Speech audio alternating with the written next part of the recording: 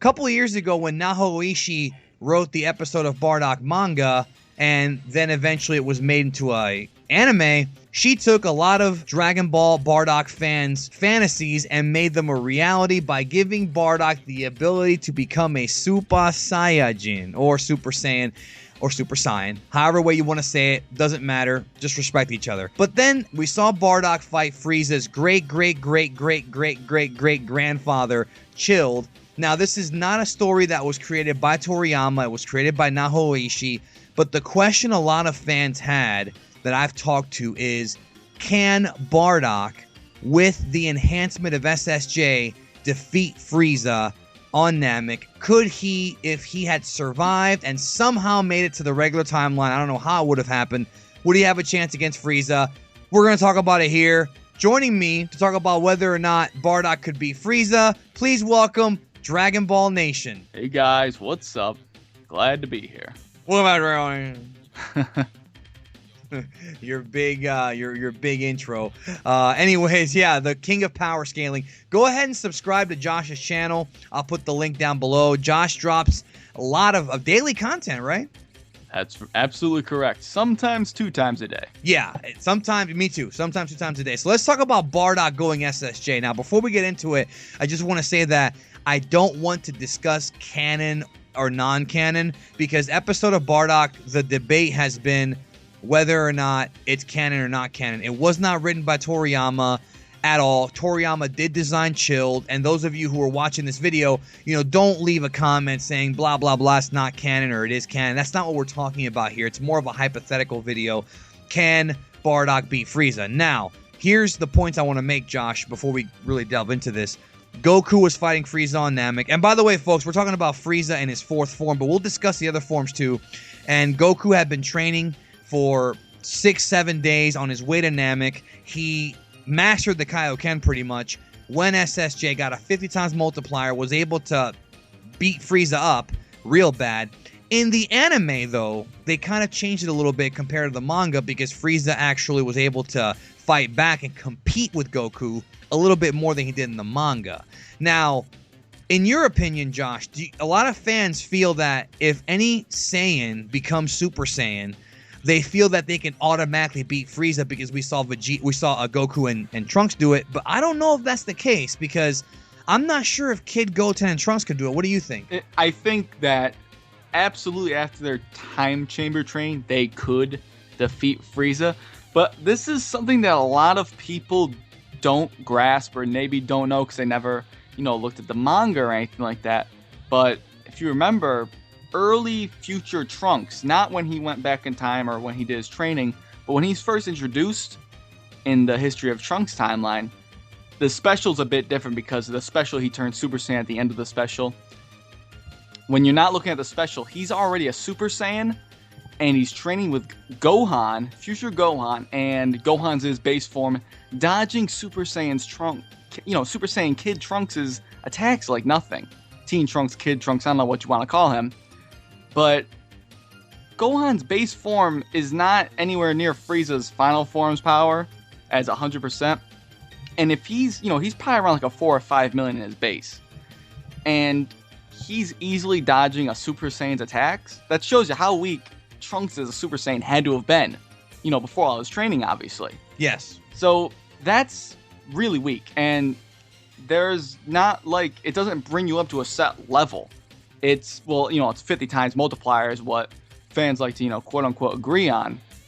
Yeah, and just real quick before you go any further about that 50 times multiplier, the 50 times multiplier was something that Toriyama came up with literally on a whim. Now, it is technically official because Toriyama came up with it and it is in the guidebook, but it's not something that Toriyama specifically set in stone as being law. It's something he came up with on a whim.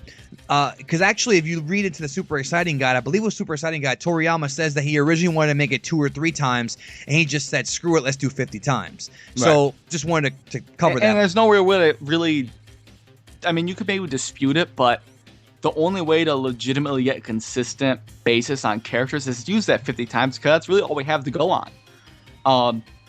So, just think about how weak Trunks would have been in his base form. Reducing his Super Saiyan power divide that by 50 or whatever, he's going to be super weak. Now, can we talk about Bardock? Well, we're talking about Goku right now, but if you want to jump on Bardock, go ahead. Now, Bardock's power level, all right, is 10,000. That's how much it was read in the Bardock special. Now, there are a couple of moments in the series, in this special, where Bardock may have gotten a Zenkai boost. All right, one is when the guy knocked him out and gave him the vision of the future when he hit him in the back of the neck. That could be one, if you want to count that. 2 is after his fight with Dodoria, and 3 is when Frieza killed him. So those are 3 Zenkai boosts. So if you were to estimate, again, we're estimating, nothing official, what Bardock's possible power level would be post those 3 Zenkai boosts, what do you think it would be? Or do you agree that they even are Zenkai boosts? Well, because Dodoria laid him to waste, bro. I think that before Frieza blasts him at the end of the special, his power level was just under 10,000. Then he got that one at the end of the special, which goes into the episode of Bardock special. And some people like to say he didn't get a Zenkai there. I argue that he did, because the doctor that was in that special made it pretty apparent that Bardock had been there a very long time unconscious. And when Bardock goes up to get moving, he says he's still not in a condition to move around. And I think that that's probably warrant enough, for me at least, to give him a Zenkai. In my humble opinion, and I mean, I did a whole video about this, scaling where I thought he'd be.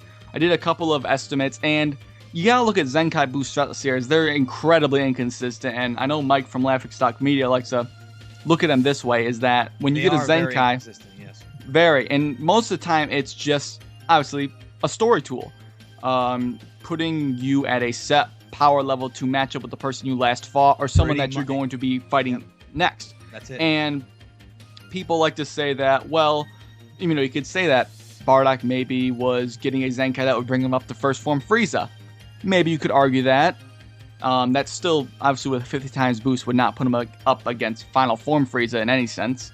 I estimated Bardock at around 2 million. I gave him a 4 times Zenkai after he, recovered in the episode of Bardock special. I think it was fair. It's incredibly inconsistent in the series, though. I had to look at, tons of Zenkais, because Vegeta got a Zenkai on Earth, and then the next one he got was actually increased his power even less than the original one did. It's incredibly inconsistent, and it's just used as a story tool. But even if it was going to increase him to Frieza's power, him going Super Saiyan would not put him at 120 million at all.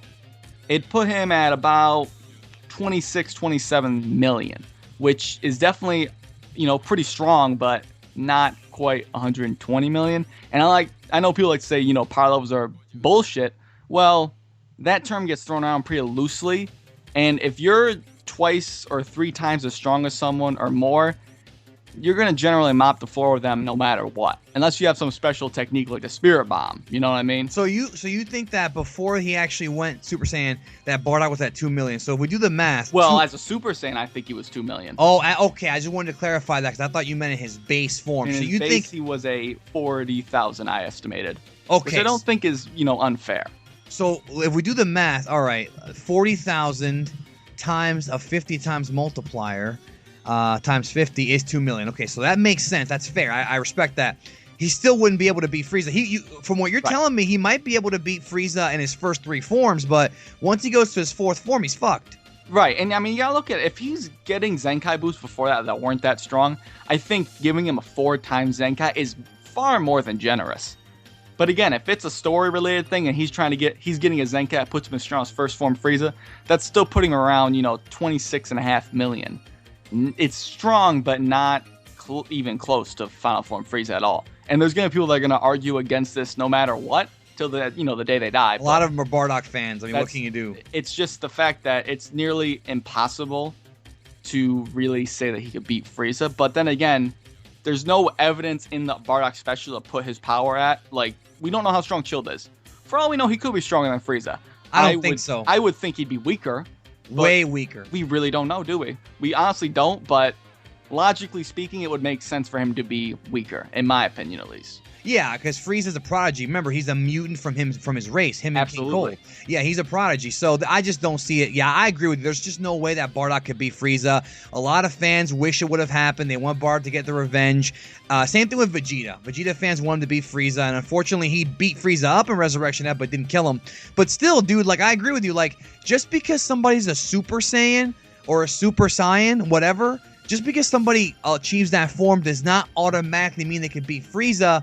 Even though Frieza feared the legend of the uprising of the entire race, right, it doesn't mean that everybody could beat him. Plus, Goku, I felt Goku's training techniques versus Bardock's were significantly better. Yeah, training Bardock's with just powering up from a Zenkai, really. He does not train like Goku does. Exactly. We don't know what kind of training that the Saiyans or the Saiyans had, but we know Goku trained with Kami, he trained with Roshi, he trained with Kaiosama. All these different guys. So, again, there's a big, big difference. Yeah, I don't think Bardock could win. And I know people like to say he wants to win because, like, you know, I really like Bardock. You can like Bardock, but you don't have to, like, make a character super strong for you to like them. Well, it's the same thing with Broly. You can like Broly, but please do not be one of these delusional fans who thinks that Broly could beat Beerus. It's just not even possible. Right. It's not possible. So absolutely not. No. So yeah, Bardock loses to Frieza. Let us know your comments down below. Let us know if you think that there's any chance Bardock would have. Maybe if he trained more. I just don't see it being possible. Frieza mop the floor with him. Just because you're Super Saiyan doesn't mean you can beat Frieza. I don't think Goten or Trunks could do it individually. Fused with ease. Individually, I don't think so. And check out Dragon Ball Nation. I'll leave the link down below. And we'll catch y'all down the road. Hey, Super Tubers, don't forget to rate, comment, subscribe, and spread the word about the channel, and find me on these social media platforms.